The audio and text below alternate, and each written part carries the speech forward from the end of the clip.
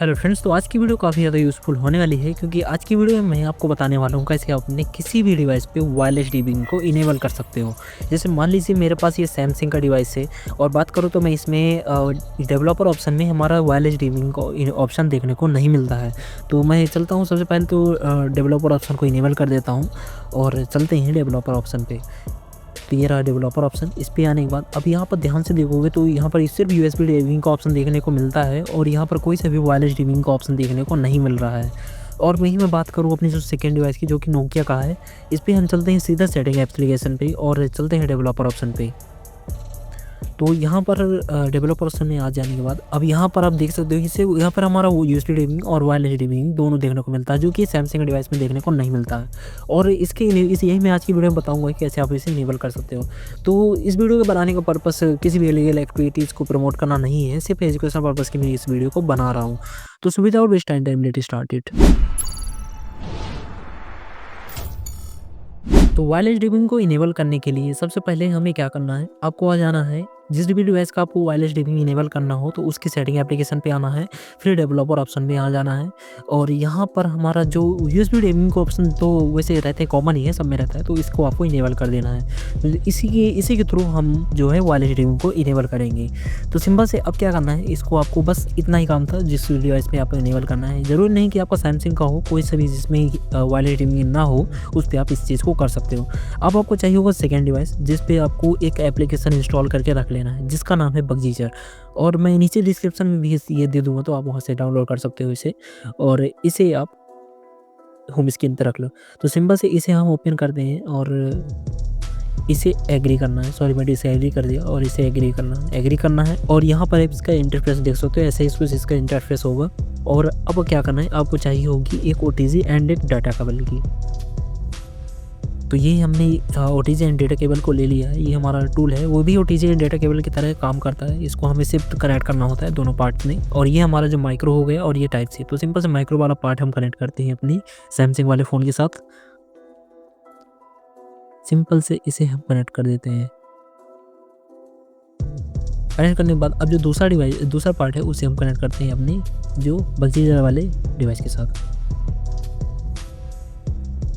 तो ये simple connect हो चुका है और यहाँ पर अभी हमारा पोर्ट शो नहीं हो रहा। तो देखो अभी हमारा पोर्ट शो हो चुका है। आप ध्यान से देखो तो ये रहा हमारा J7 Max, ऐसे करके पोर्ट आ चुका है और हमारा जो इसके साथ कनेक्ट हो चुका है। तो जो मैं ऑलरेडी इससे पहले बात कनेक्ट कर गया, तो इस वजह से कोई से पॉपअप नहीं आया, सीधा कनेक्ट हो चुका है। तो सिंपल से ब्लू आइकन पे जाना है और यहाँ पर एक कमांड डालनी है।